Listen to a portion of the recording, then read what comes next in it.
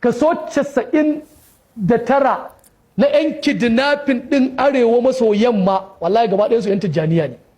'Yan tijjaniya ne, 'yan an nuno su jikin bindigar su, hoton Inyasi, hoton Tijjani, hoton Dahiru Usman Bauchi, su ne jikin bindigar su. To har da su fa aka zo sallar gawa din. Da ku da sallar gawa, ku da sallar jana'iza ta tare irin waɗannan mutanen. A ina ne za a samu mutum 40 a cikin wannan tawagar?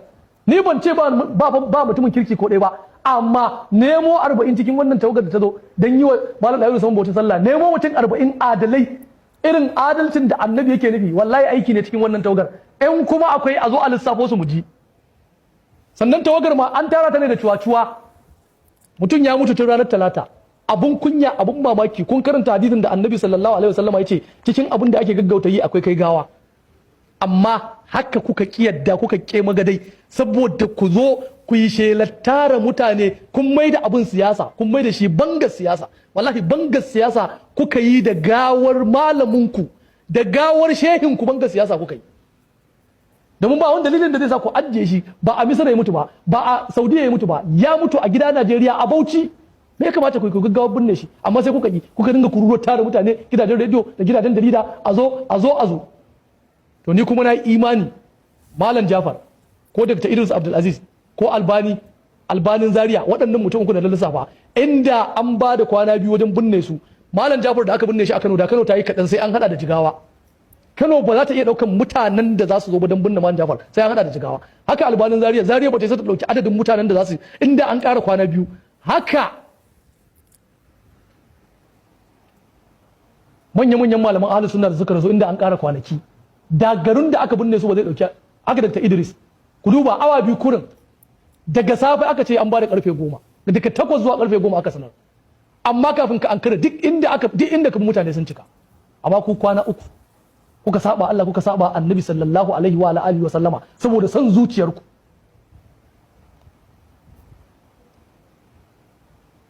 Bayan wannan abu na 3, cikawa da kalmar shahada. Waɗansu sun fito sun ce ya cika da kalmar shahada.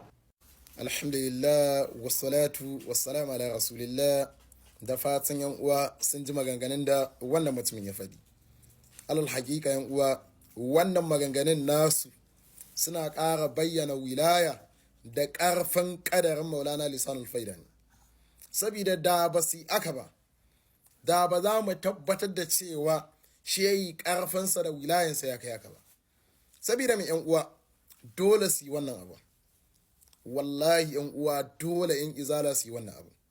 Sabida me ba a taba tunani ba a taba kawowa ba cewa Lisanul Faida Shaikh Dahiru Usman Bauchi idan yayi wafati irin wa'annan miliyoyin al'umman za su zo wajen jana'izarsa. Sabida me tunda wannan ƙasa take ba a taba wani jana'iza wanda rabin mutanen da aka yi a wannan jana'izan Lisanul Faida suka je wancan jana'izan ba. Kaga yan uwa sai dai mu ce alhamdulillah. Kuma sa'annan maganar sa na biyu da yake cewa wai da yawan wa'anda suka je jana'izan nan wai masu yan kidnapping ne, kamar yadda ya faɗi.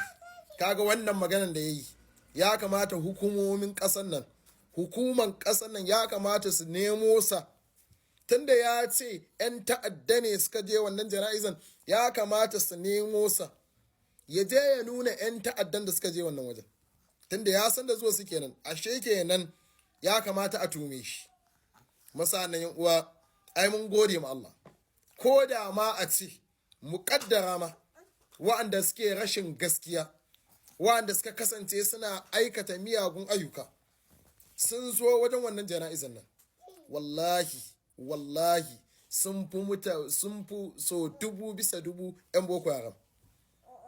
Wanda ga sunan malaman ku wasu suka raina 'yan Boko Haram din nan fa, wanda cikin masallaci ana sallah za su tada ban malam ya kashe al'umma annabi Muhammadu sallallahu alaihi wasallam. Malaman ku ne fa suka raine su. Shi yasa alhamdulillah yan uwa, wallahi mutuwan wa'annan mutanen nan guda biyu sune alkhairi. Wa'annan mutanen nan da yana kungiyar Izala ba, saboda me bas koyar da zaman lafiya daidai da miskala zaratu ba, bas koyar ba. Masa nan maganin da yake ƙara yi, wai gayya aka yi na mutuwan Maulana Lisanul Faida, a wannan maganan ƙarya kake. da yake cewa shehi ya rasu ranar talata, kaga ko anan kayi kazafi wai kuma da sunan ilimi. Shi ma wannan maganan da kai na ƙarya ka ajiye, akwai ran da Allah zai titsiye ka, za ka tabbatar da wannan maganan da kai da dalilai masu ƙarfi. Shehi ya rasu ne ranar Alhamis wajajen ƙarfe 5 da wani abu, ranar Alhamis ne, ranar Alhamis ne shehi ya rasu wajajen ƙarfe 5 da wani abu. Aka yi masa jana'isa ranar Juma'a. Sabida menene? An sanar da rasuwan shehi ne tsakanin wajajen ƙarfe 4 da wani abu zuwa 5 na asbahi. Musa'an nan yan uwa, maganarsa na ƙarshe wai da yake cewa wai da Jafar ne ko Albani ko shi wancan Dr. Jakin lanatullahi alayhim gaba ɗayansu, wai da su ne suka rasu. Wai wallahi wai Kano ta yi kaɗan. Abin mamaki, ai ga malaman naku na rayayyu, misali ga irin su Sani Rijiyar Lemu, misali ga mai buzu-buzu ai mai farin gemun nan, misali ga irin su Birnin Kudu, misali ga irin su shi wannan mutumin, ga irin su namu na Kaduna nan, duk kuso don Allah idan duk ai mutuwa wajibi ne. Mutuwa wajibi ne, babu wanda aka ɗauke wa mutuwa. In ɗaya daga cikinsu ya yi wa Fati, za mu ga irin al'umman da za su zo. Za mu gani a ɗagara a yi gayya ma idan aka tashi binne shi. Idan ya mutu ranar Asabar, a ce sai ranar Laraba za a binne, mu gani zai tara rabin al'umman da shi Shaikh Dahiru Usman Bauchi ya tara. Ai gayya, kai ka san wallahi duk kuɗin mutum, duk mulkin mutum bai isa ya tara wannan magana wannan jama'an ba. Duk kuɗi da mulki babu wanda ya isa ya tara al'umman da suka kai rabin wannan. Babu, saboda mai shehi ba ɗan siyasa ba ne, shehi ba ɗan kasuwa ba ne, shehi kawai makarancin ƙur'ani ne, amma ya iya tara irin wa'annan miliyoyin mutanen wanda ba a taɓa samun ɗan siyasan da ya tara irin wannan magana ko irin wannan jama'an ba, kuma kuɗi suke badawa. Allah ya samu dace yan uwa, wassalamu alaikum.